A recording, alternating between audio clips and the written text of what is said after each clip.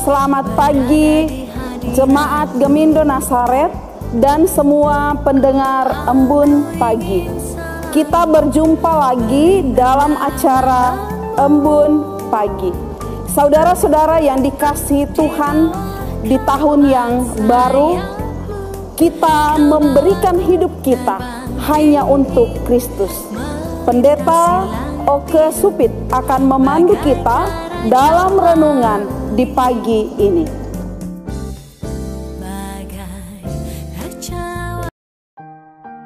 Saudara-saudara terkasih, mari kita satu di dalam doa. Bapa kami yang baik, terima kasih atas anugerah Tuhan di pagi yang indah ini. Ketika kami akan beraktivitas, kami akan landaskan semuanya dengan firman Tuhan yang akan kami dengar. Sertai kami dengan Roh Kudus-Mu agar hidup kami memancarkan sinar kasih Tuhan. Dalam nama Tuhan Yesus kami berdoa. Amin. Shalom untuk semuanya. Sekarang ini kita akan bicara ini mengenai Yohanes 5. Yohanes 5 itu mengenai persoalan itu dari ayat 1 itu mengenai Bethesda. Bethesda itu adalah kolam renang penyembuhan. Kolam renang penyembuhan yang di dekat pintu domba di Israel. Nah, seperti kita tahu situ tempat pemandian itu atau tempat kolam itu terdiri dari 5 ruangan dan hadir di situ atau orang-orang yang di situ menunggu riak daripada kolam renang di situ karena mereka percaya bahwa kolam renang riak dari kolam renang itu datangnya dari malaikat utusan Tuhan, sehingga siapapun yang ada di situ jika masuk ke dalamnya akan sembuh dalam segala penyakitnya. Sehingga dalam ruangan-ruangan situ banyak rambutan, pincang, dan selain-lainnya. Pada waktu itu, pada waktu Yesus masuk ke Yerusalem, dia mampir ke Bethesda. Dan di situ dia ketemu dengan seorang yang sudah 38 tahun berada di situ, tapi tidak mempunyai kesempatan untuk masuk ke kolam. 38 tahun tapi tidak bisa punya kesempatan satu kali masuk ke kolam. Setelah Tuhan Yesus bertanya, kenapa tidak masuk? Tapi saya memang selalu berusaha tapi tidak bisa, dan tidak ada orang yang membantu saya untuk memasukkan ke dalam kolam. Nah, inilah yang kita katakan dalam kehidupan kita orang percaya. Soal kasih terhadap yang lain itu kadang-kadang hilang oleh apa? Oleh kemauan kita sendiri. Sehingga pada waktu kejadian yang mendapat kesukaan yang baik, kita semua berebut untuk mengambilnya dan kita lupa kasih yang diberikan pada kita yang harus kita berkati juga kepada yang lain. Itu tidak tersampaikan. Jadi mengenai Yesaya 5 ini dikatakan di situ bahwa, apalagi dikatakan di dalam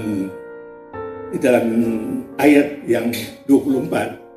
Ayat 24, aku berkata kepadamu,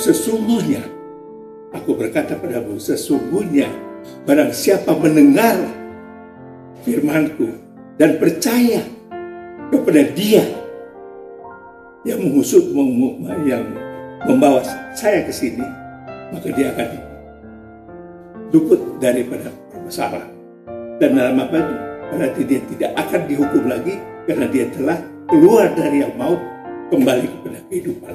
Jadi kita percaya sekali bagi orang-orang percaya. Seperti sekarang kita ini adalah orang percaya tanpa melihat. Itu lebih susah daripada yang dahulu. Dahulu itu mereka melihat Yesus, mereka melihat Tuhan. Tapi kita, 2000 tahun yang lalu kita hanya mendengar cerita. Tapi iman kita tumbuh. Bahwa kita percaya bahwa Yesus, Tuhan kita, itu ada. Sehingga kuasa daripada dia sendiri bisa masuk dalam kehidupan kita sehari-hari. Dan itu kita percaya, itu terjadi. Nah, di dalam Yesaya, di dalam Yohanes 5 itu dikatakan pada saat itu adalah hari Sabtu. Hari Sabtu itu memang tidak boleh mengerjakan sesuatu. Jadi berarti Taurat mengatakan kita harus tidak melakukan sesuatu apapun untuk pada hari Taurat. Tetapi Yesus berkata kepada kita, jika engkau melakukan yang baik, engkau melakukan kasih, 24 jam itu harus kamu lakukan. Jadi apa? Seperti dikatakan dalam Yohanes 5 ayat 17, dikatakan apa? Kenapa kamu angkat bekerja untuk membungkus tempat tidur kamu untuk kembali? Ya karena yang mengatakan kepada saya, yang orang yang menyembuhkan kepada saya itu, dia suruh angkat bahwa angkatlah tempat tidur kamu, angkatlah dan berangkatlah dan kamu akan sembuh. Sedangkan mereka-mereka yang lain, tapi ini adalah hari Taurat, ini adalah hari Sabat yang dikatakan nggak boleh bekerja. Siapakah dia yang menyuruh kamu itu? Oh, orangnya udah hilang, udah nggak tahu kemana katanya.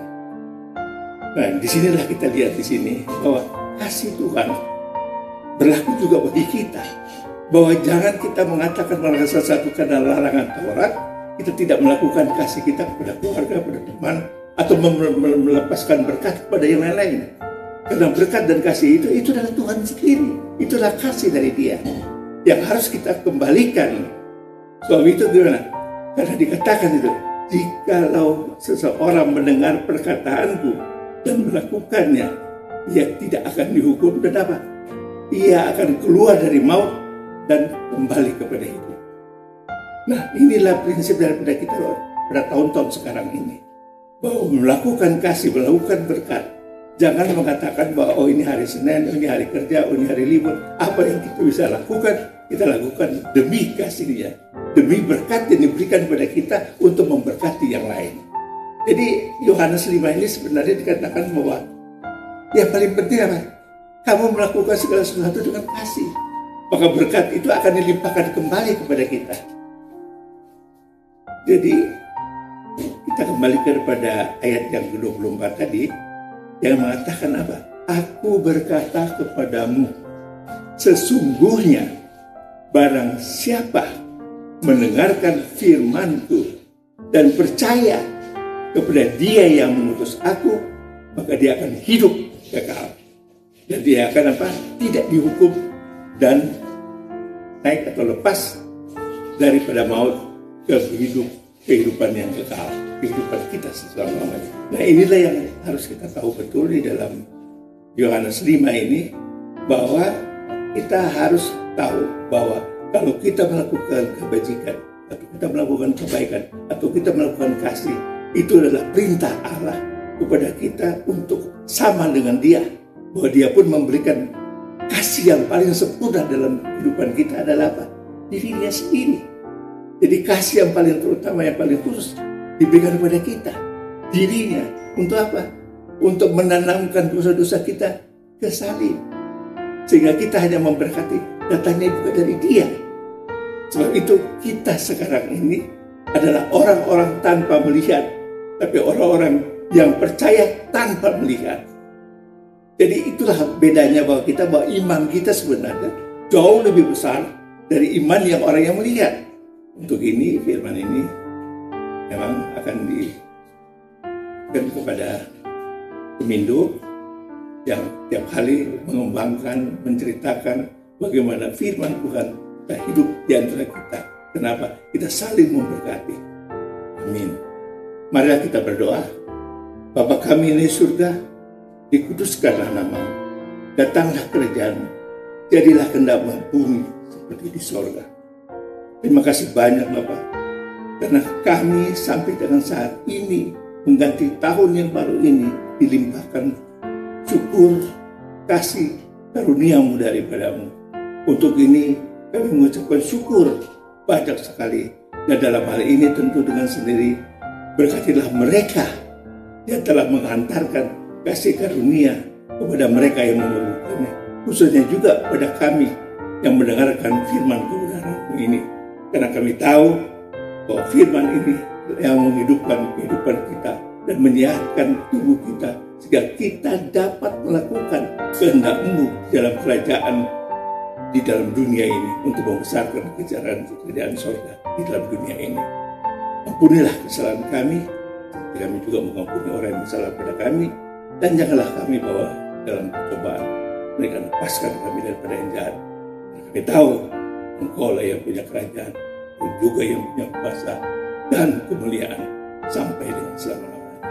Mari kita sama-sama katakan amin.